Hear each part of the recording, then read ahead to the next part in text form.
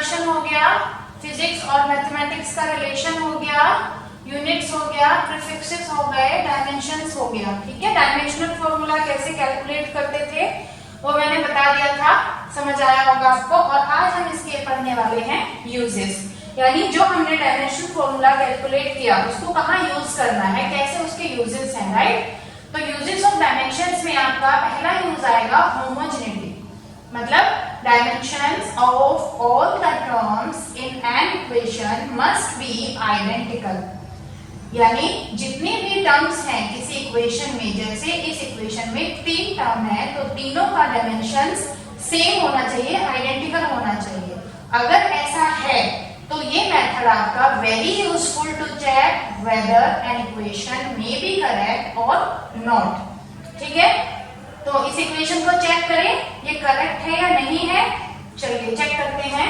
तो आप पहला टर्म लीजिए, पहला टर्म आपका क्या है, डिस्टेंस, राइट। डिस्टेंस का जब आप डायमेंशनल फॉर्मूला कैलकुलेट करेंगे तो डिस्टेंस यानी लेंथ, और लेंथ को आप कैसे लिखते हैं, कैपिटल एल में। ठीक है, चलिए ये हो गया आपका फर्स्ट का।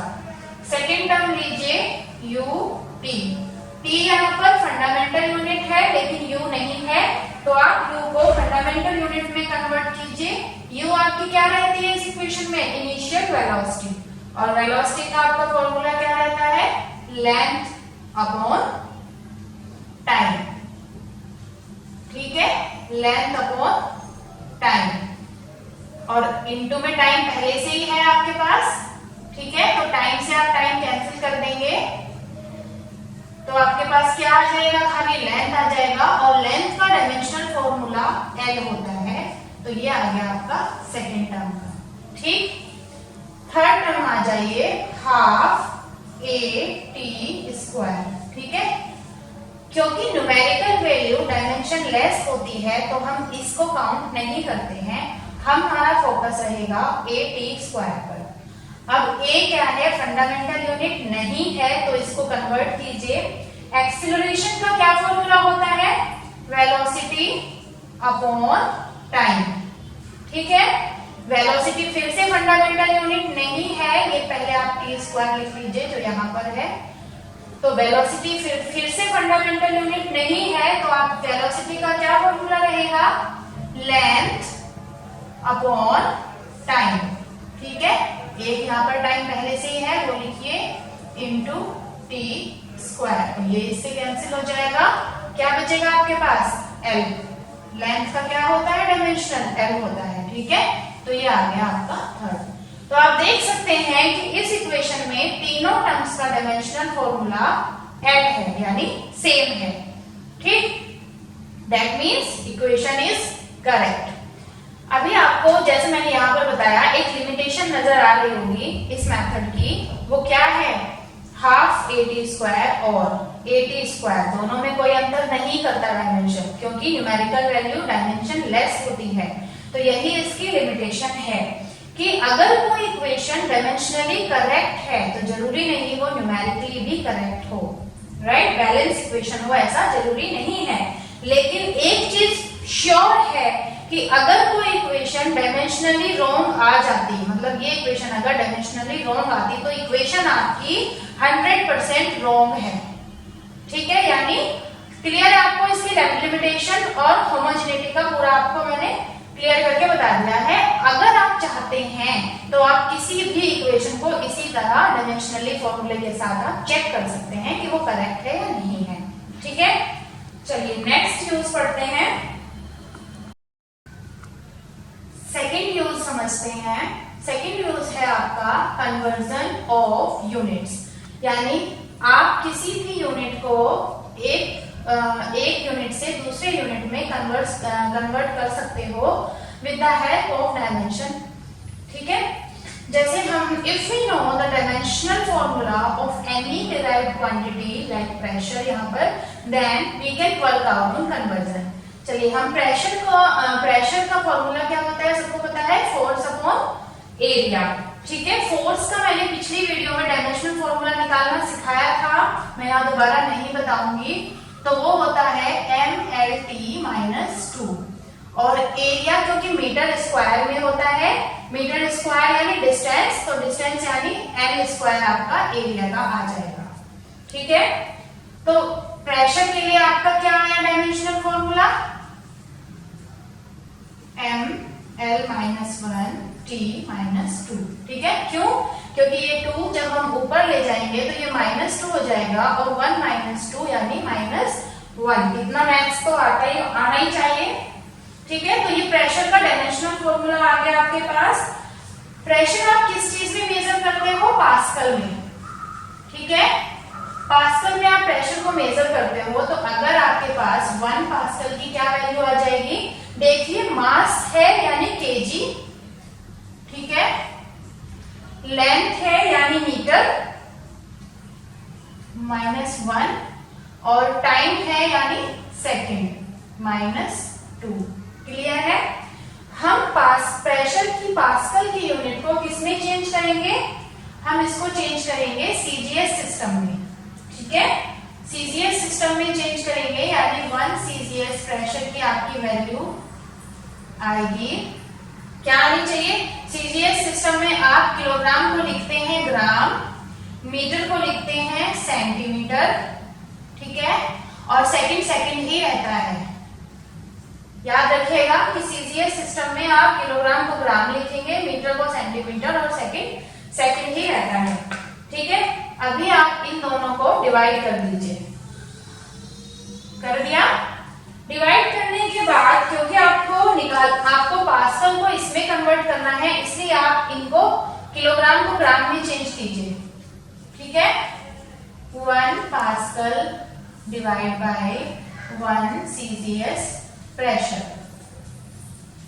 ओके, तो किलोग्राम को ग्राम में डिवाइड करेंगे तो 1000 gram is equals to 1 kilogram, तो यानी किलोग्राम की जगह कितना आ जाएगा, 1000 ग्राम, राइट।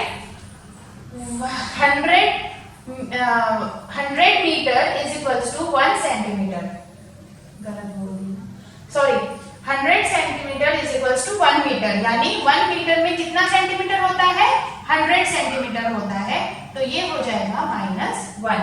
ठीक है, क्योंकि सेकंड में तो कोई बदलाव है ही नहीं, तो सेकंड को ऐसे ही रखिए। चलिए, नीचे आपका सेम रहेगा ग्राम, सेंटीमीटर और ये सेकंड।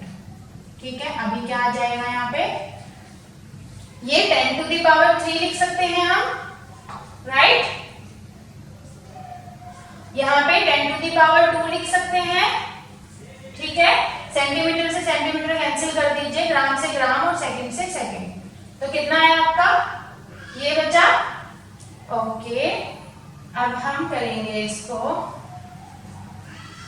सॉरी ये यहाँ पे माइनस है इसलिए यहाँ पे आपका -2 आ जाएगा, तो 10⁻², लेकिन ये -1 से मल्टीप्लाई हो जाएगा तो ये -2 आ जाएगा, तो अभी आपके पास यहाँ पे कितना बचेगा, 10 बचेगा केवल।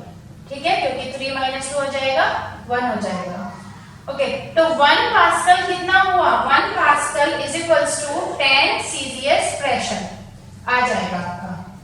Okay, 1 pascal is equals to 10 CGS pressure.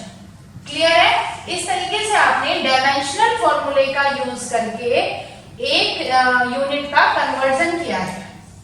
Clear है आपको, ये आपका दूसरा यूज हो गया। अब एक और यूज हम पढ़ेंगे, आपका थर्ड यूज है deducing relation among the physical quantities, यानी आपको दो फिजिकल क्वांटिटीज के बीच में अगर रिलेशन रिड्यूस करना है तो आप डायमेंशनल फॉर्मूले का यूज करके ऐसा कर सकते हैं। ठीक है, तो अभी मैं आपको बता दूं, कोई भी आप ऐसा पेंडुलम लो, ठीक है, इस टाइप का, तो आप ये देखिए कि जो टाइम पीरियड होगा इस पेंडुलम का वो किस पर डिपेंड करेगा। मैं एग्जांपल के थ्रू ये चीज समझाने की कोशिश कर रही हूँ। तो आपने कोई भी सपोज करो पेंडुलम लिया और उसका टाइम पीरियड किस पर डिपेंड करेगा, लेंथ पर डिपेंड करेगा स्प्रिंग की, ठीक है, मास पर डिपेंड करेगा और किस पर, ग्रेविटी। ये क्या है आपका, ग्रेविटी है जो कि आपकी नीचे से लगेगी। ठीक है, ओके, तो आपका किस किस चीज पर डिपेंड करेगा, लेंथ पर मास, सॉरी ये मैंने उल्टा बना दिया, मास पर, लेंथ पर और ग्रेविटी पर, राइट। तो अभी हम इसका मान लेते हैं कि इसका a है, इसकी पावर b है, इसकी पावर c है, क्योंकि हमारे पास एग्जैक्ट वैल्यूज नहीं है।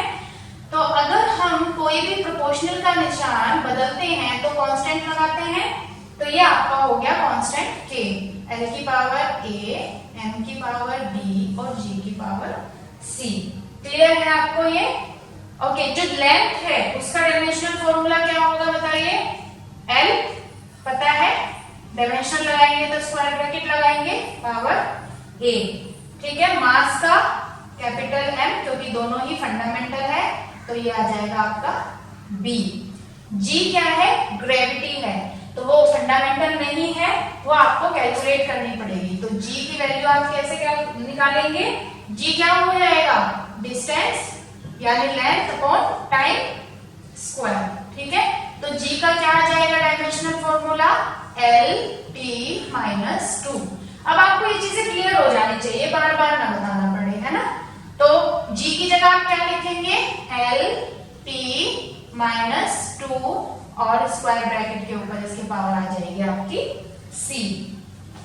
ये चीज आपको क्लियर है? ठीक है। T की जगह आप क्या लिखेंगे? कैपिटल T, क्योंकि अब आप डायमेंशन की बात कर रहे हैं। ओके, ठीक है। अभी आगे बताइए, आगे करिए। तो L को यहां पर भी L की पावर क्या है? A है, ठीक है। यहां पर L की पावर क्या है? C है। मल्टीप्लाई में पावर क्या हो जाती है? ऐड हो जाती है, ठीक है। तो L की पावर हो जाएगी A प्लस C, M की पावर B रहेगी और T की पावर क्या आ जाएगी? माइनस 2, मल्टीप्लाई हो जाता है अगर ब्रैकेट के अंदर बाहर है पावर, तो ये हो जाएगा माइनस 2C, ठीक है। अभी डायमेंशंस दोनों साइड पे आइडेंटिकल होनी चाहिए। आपने पहले यूज में पढ़ा है कि डायमेंशन क्या होनी चाहिए? सभी टर्म्स की दोनों साइड में आइडेंटिकल होनी चाहिए, ठीक है। तो यानी कि आपके यहाँ पे जो L की पावर A प्लस C है वो इधर क्या हो जाना चाहिए? दोनों आइडेंटिकल हो जाएंगी, तो आप A प्लस C की 0 लिख सकते हो, ठीक है, क्योंकि इधर तो L है ही नहीं, यानी यहाँ पे आप L की पावर 0 एज्यूम कर सकते हो, तो ये दोनों सेम होंगे, इसीलिए A प्लस C की पावर इज इक्वल्स टू 0 हो जाएगा। क्लियर?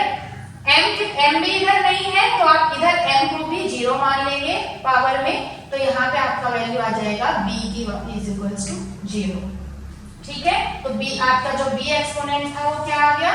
0 आ गया। इसी तरह T की पावर इधर आप 1 मान लेते हैं, अगर कुछ नहीं होता T में, तो आप क्या लिखेंगे? Minus 2C is equals to 1। तो C की पावर क्या आ गई? माइनस 1/2। C की वैल्यू कितनी आई आपके पास? माइनस 1/2। इस वैल्यू को आप यहाँ रखेंगे तो आपके पास A की वैल्यू आ जाएगी 1/2, ठीक है। तीनों वैल्यू आ गई, लगा फॉर्मूले में रख दीजिए यहाँ पर।